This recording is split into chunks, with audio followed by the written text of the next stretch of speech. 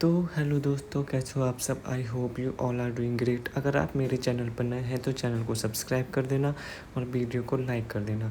तो आज हम बात करने वाले ये देखिए इंसाबा इब्राहिम के ब्लॉग के बारे में कि कैसे जो है भाई साहब मैडम के हाथों से कोलेब्रेशन जा रहे हैं, कैसे इनके बेबी का फेस रिवील हो गया है।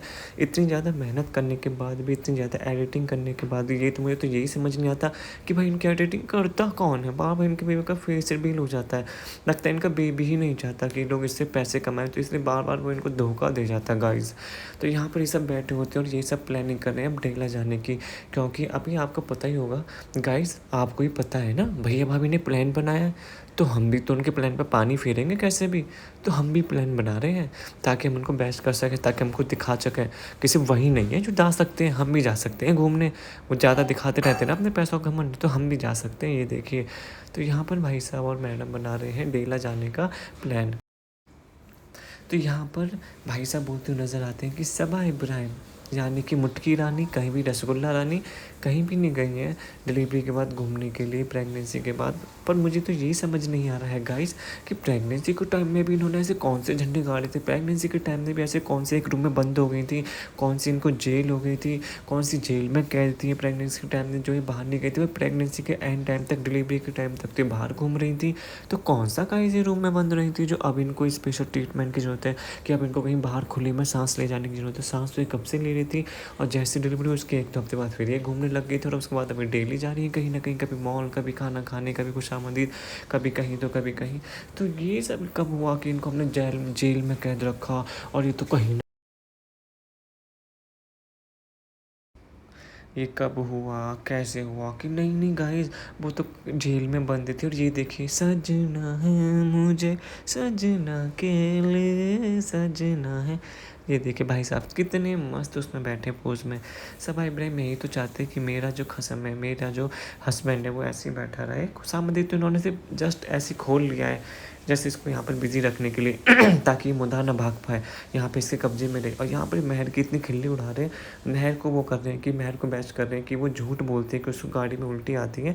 क्योंकि यहाँ पे इन्होंने महर से पूछा कि महर तुम भी चलोगी, तो महर यहाँ पर बोलती है हाँ मैं चलूँगी। तो यहाँ पर सनी फटाक से बोलते हो जाता है इस जनानी पोज में कि नहीं नहीं, तुम तो बोलते हो कि तुम्हें तो यहाँ पे ऊपर मॉल जाने में भी तुम्हें तो मौत पड़ती है, तुम्हें तो तब भी उल्टी आती है, तो अब कैसे तुम्हारा मन कर रहा है कि अब तुम्हें उल्टी नहीं आएंगी। तो यहाँ पर मुझे लग रहा है महर भी शायद झूठ बोलती है, क्योंकि वो भाई इनके साथ नहीं जाना चाहती, इनका कॉन्टेंट नहीं बनना चाहती होगी। पर अब जब घूमने की बारी आई है तब तो भाई वो जाना चाहेगी। तो तभी यहाँ पर सनी बोलता है, इसकी खिल्ली उड़ाते हुए नजर आते हैं। तो यहाँ पर आज आपको पता है कि आज ये जा रहे हैं दावत पर। ये कौन सी दावत होती है गाइस, दाल चावल की दावत। अच्छी सी दावत करते तो हम जाते भी। तो यहाँ पे सबा इब्राहिम आपको पता है कि इनकी जो कुक है वो भाग गई है, भाग जाती है इनके घर से, कभी रहती नहीं है, कभी टिकती नहीं है इनके घर पे। तो इन्होंने आज अपनी मम्मी को जिम्मा दिया जो कि कभी खाना नहीं बनाती हैं। इनको बोला है कि आज आपके घर हम खाना खाना आएंगे। अब हमारे घर आके हमेशा ठूरती रहती हो खाना, फ्रूट्स भी हमारे घर आके खाती हो, रोज़ा भी हमारे घर आके तोड़ती हो, दिन भर हमारे घर पड़ी रहती हो, खाना खाते हो। तो क्या एक टाइम आप खाना नहीं बना सकती कि बेटी खाला से ही खाना बनवाओगे आप सारे दिन।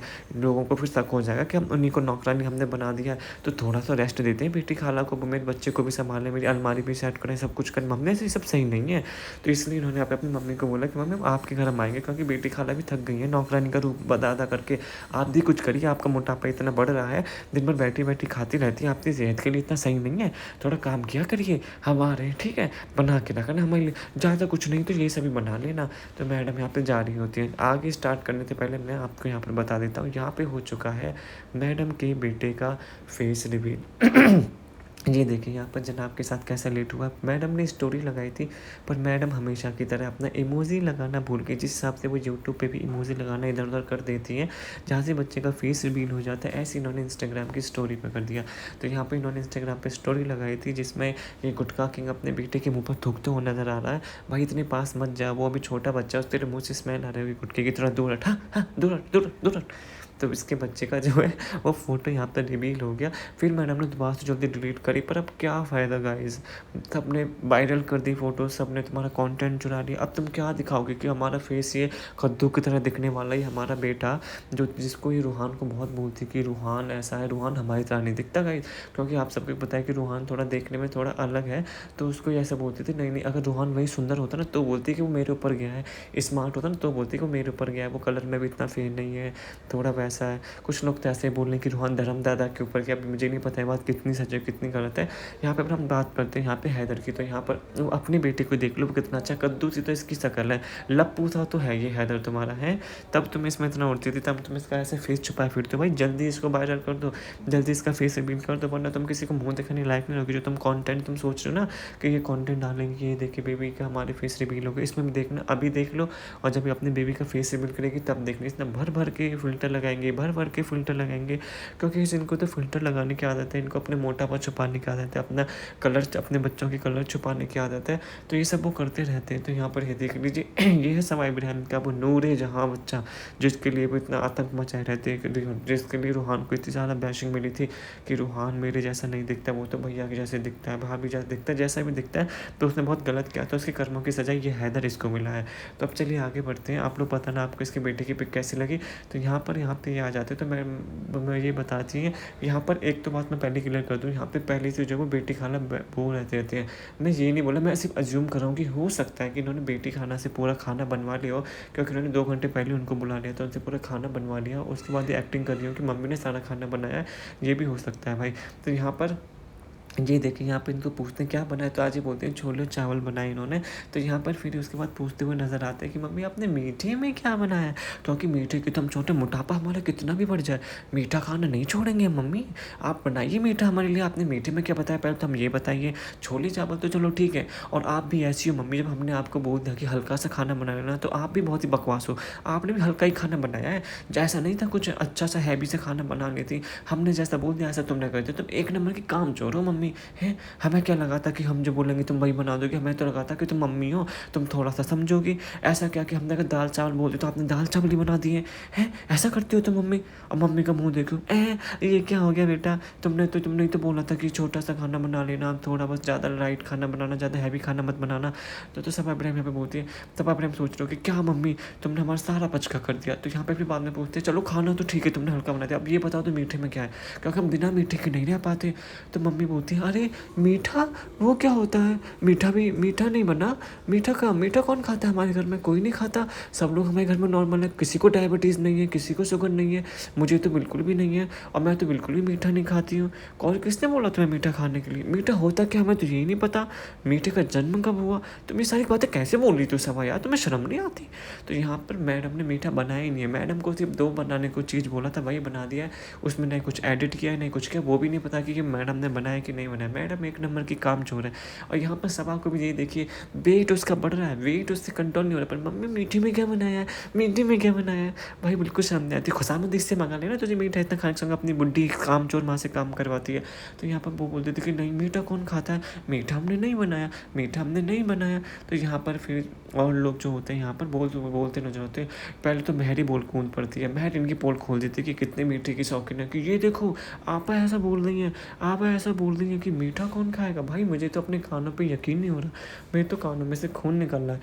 तो वो सोचिए जब इनकी बेटी जो महर वो छोटे बच्चे इनको एक्सपोज कर दे रही है, तो मतलब कितना सच और कितना झूठे बोलते होंगे अपने ब्लॉग में।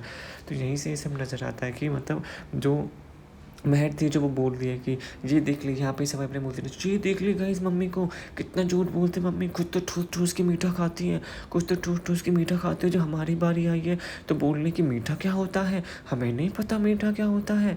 ये देखिए भाई इतना ज़्यादा बकवास ब्लॉग तो था, बट फनी भी था, थोड़ा बहुत तो था। जिस हिसाब से बकवास कर रहे थे ना एक दूसरे के बारे में, जिस हिसाब से एक दूसरे की पोल खोल रहे थे, यहाँ पे एक तरफ इसकी मम्मी बोलती है कि नहीं मीठा क्या होता है, हमारे घर में तो कोई मीठा नहीं खाता, हमें तो मीठे का नाम भी नहीं पता कैसे मीठे होते हैं। पर यहाँ पे जो इस महर ने और सवा ने इनकी सारी पोल खोल दी। यहाँ पर महर बोल जाती है हाँ ये देखिए, महर का हैंड का मुंह में, हाँ यहाँ पे ये क्या बोल रही हो आप, इतना झूठ क्यों बोलती हो ऑडियंस के सामने, आप जो हो वो दिखाओ ना, आप ऐसे हमें बोलती हो, हमें ट्रोल करती रहती हो, आप अपने आप को दिखाओ ना, अपने आप को सच्चा दिखाओ कि आप मीठा बिल्कुल नहीं खाती। महर बोली मेरे कानों में से खून निकल रहे हैं, मुझे अभी हॉस्पिटल जाना है, मुझे तो अपने कानों पर यकीन नहीं हो रहा, ये मैंने क्या सुन लिया, कि आपा देखिए मीठे के लिए ऐसा बोल रही हैं। तो इससे समझ में आता है कि इनको मीठा कितना पसंद है और कितना ज़्यादा नाटक ये ब्लॉग में करते हैं, जितना ज़्यादा ही दिखाते हैं अपने ब्लॉग में कि ये हाँ भाई हम तो बहुत अच्छे हैं, हम तो ये सारी उल्टी सीधी चीज़ें कुछ नहीं खाते, तला हुआ नहीं खाते, मीठा नहीं खाते, हम डायबिटीज़ के पेशेंट्स हैं, हमें शुगर है, इस वजह से हमें सब कुछ बना कर रखा है। तो मैडम अब आपको पता ही है कि बेटी खाला ने सब कुछ बना कर रख दिया था, पहले से सब कुछ बना रखा था यहाँ पे। तो मैडम अंदर आती है, थोड़ा एक्टिंग भी तो करनी है गाइस, आपको पता भी तो लगना चाहिए, थोड़ा बहुत योगदान मेरा भी है, मैं भी थोड़ा बहुत योगदान दे देती हूँ, वरना आप बोलोगे कि ये तो पहले से बना हुआ रखा है, हम कैसे यकीन करें कि तुमने बनाया कामचोर अम्मी। तो यहाँ पर वो आ जाती है गार्निश करने के लिए। यहाँ पे सवाई इब्राहिम खुश तो इतनी हो जाती है गार्निश करते टाइम, वाह मम्मी आप गार्निश कर रहे हो, वाह मम्मी आप गार्निश कर रहे हो। भाई वो गार्निश ही तो कर रही है, बनाया तो बेटी खाला है ना, तुम्हें शर्म आनी चाहिए। तुम क्या फ़ायदा रहा तुम्हें नीचे आके खाना खाने का, जब तुम्हारी मम्मी ने खाना नहीं बनाया, सारा तो खाना तुम्हारी बेटी खाला बना के गई है यहाँ पर। तो यहाँ पर एक गार्निश कर देती हूँ जिससे कि तुम्हें लगे कि हाँ मुझे भी थोड़ा खाना बनाना आता है, मैं कामचोर नहीं हूँ गाइस। खाना बनाना चलो ठीक है नहीं किया, पर गार्निश तो कर रही हूँ मैं आप लोगों के लिए, क्या ये कम नहीं है जो मैं कुछ नहीं करती पूरे दिन में आपके लिए। ये पूरा मैंने धनिया उठाया है और मैंने चाकू उठाया, कैंची जो भी है, और तभी आपको ये लगता है कि मतलब मैं कामचोर हूँ। तो यहाँ पर ये सब चल रहा होता है, तभी जो है मैडम जो है जी रेहान के रूम में आ जाती है, क्योंकि रेहान बाहर नहीं आता, क्योंकि यार उसको इन सब पचड़ों में बिल्कुल पसंद नहीं है, इनके ब्लॉग में आने से बिल्कुल ज़्यादा इतना पसंद नहीं होता। तो वो एक कमरे में बैठा होता है, और पर वो एक कमरे में बैठा इसलिए भी होता है क्योंकि उसे लग रहा होता है कि जो इनकी मैडम है, जो इनकी सवा आपी है, जिनको दो पैसे की तमीज़ नहीं है, जो मतलब किस हिसाब के हिजाब ये समझ नहीं आता, जो हर जगह फीलिंग कराने लग जाती है, चाहे ना ही वो देखते कि उनके घर में काम करने वाले हैं, ना ही वो देखते कि उनके घर में कृष्णा है, ना ही वो अपने चलो हस्बैंड तो एक बार को मान सकते हैं, बट हस्बैंड के सामने भी यार थोड़ा अलग लगता है, पर हस्बैंड के सामने चलो तुम कर सकते हो, बट यहाँ पे अपने भाई है, तुम्हारी बहनें हैं, तुम्हारी मम्मी है, सब लोग हैं तुम्हारे सामने, फिर भी तुम्हें feeding feeding feeding feeding feeding feeding feeding feeding feeding का नाटक करना है, इतना ज़्यादा क्यों भाई। तो यहाँ पर ध्यान यही बोलता हुआ नज़र आता है कि सब आप, मुझे लगा कि आप फीडिंग करा रही हो हैदर को, इसलिए मैं अंदर आ गया था। तो मैडम को तो सबको कंटेंट चाहिए, तो कमरे में घुस घुस कर जाकर देखते, कोई प्राइवेसी नाम की चीज़ नहीं है, ऐसी घुस जाती हैं। तो यहाँ पर ये देखिए इनका लंच स्टार्ट हो चुका है। भाई ये देखिए मैं हमेशा से बोलता नज़र आता है कि क्या किसी को इन्फ्लुएंस करेंगे, ये क्या किसी को सिखाएंगे कि जो सब्जी है या दाल है या छोले वो कटोरी में नहीं थाली में रख कर खानी चाहिए, और रोटी के लिए आपको कोई यूज़ नहीं करनी चाहिए, रोटी को आपको कटोरी में या हाथ में लेकर खानी चाहिए। बेटी खा लो कोई देख लीजिए, और ये दिखा भी देती है, और एक बार ब्लॉग में बोलती भी नहीं कि आप ये कैसे खा रही हो, या ब्लॉगिंग बंद करके बोल दो कि यार बेटी खा रहा आप कैसे खा रही हो, ब्लॉगिंग में जा रहा है। इनको कोई सेंस नहीं है, कभी ये बाथ टब में खाना परोसते हैं, कभी ये ऐसे थाली में सब्जी रख के खाते हैं, मतलब क्या सेंस है भाई, इसका कुछ सेंस बनता है आप लोग ही बताइए। और यहाँ पर बेटी खाला को याद आ गई कि वो जो 20 रुपये के छोले भटूरे मिलते हैं ना, जब मैं हॉस्पिटल जाती हूँ कानपुर में, हाँ वही जहाँ तुम मेरा वो इलाज कराते हो, पैसे देते हो, वहाँ पर मिलते हैं ऐसे 20 रुपये के, वहाँ पर खाती हूँ मैं ऐसे। तो उसी की याद आ गई मुझे, पर इतने अच्छे नहीं बने यहाँ पर।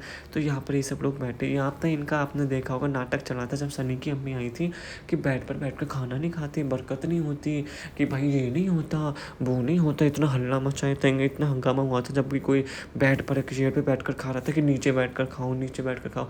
भाई वही मैं बोलता हूँ, इनका 1-2 दिन ये डकोसा चलता है, उसके बाद फिर से अपने उसी ट्रैक पर स्टार्ट हो जाते हैं ना। ये देखिए यहाँ पर मैडम और बेटी खाला कुर्सी पर बैठी हुई हैं और बाकी सब नीचे बैठकर खाना खा रहे हैं। इनका हमेशा से यही है, बस 1-2 दिन इनका ज्ञान चलता है जो ऑडियंस को देखते हैं, उसके बाद ही फिर से जो अपने असली रूप में आ जाते हैं। और यहाँ पर ये बोलते हुए नजर है, बेटी खाला को जो छोले बिल्कुल भी पसंद नहीं आए, बेटी खाला बोल रही है हाँ नहीं वैसा स्वाद नहीं आया है जैसा 20 रुपये वाले में आता है, तुमने क्या क्या डाला है। और यहाँ पर इस बात पर लड़ाई हो रही थी, भाई मैं तो पहली बार ऐसे छोले सुने, या तो मैंने गलत सुने या मैंने आज तक गलत छोले खाए, या इन्होंने गलत बनाए कि उसमें मेवा भी डलता है, किशमिश काजू भी डलती है। भाई तुम रिजल्ट बना रहे हो या ये स्पाइसी चीज़ कुछ बना रहे हो कि इसमें इतना सब कुछ डलता है। भाई इनका अलग ही सीन है, इनके घर में अलग ही खाना बनता है, अलग ही ग्रह से पूरे आए हैं। ये देखिए यहाँ पे सब लोग थाली भर के, और यहाँ पे फिर से इनका भी भाई की प्लेट में सब कुछ ले रखा है। इनके घर में मुझे लग रहा है कटोरी है ही नहीं।